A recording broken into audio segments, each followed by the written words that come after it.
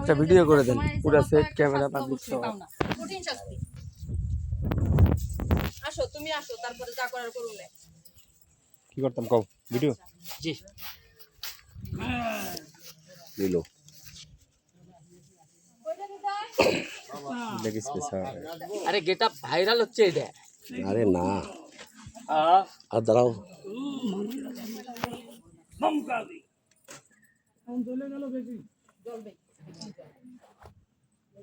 ভক্তরা বলব সিঙ্গেল উঠে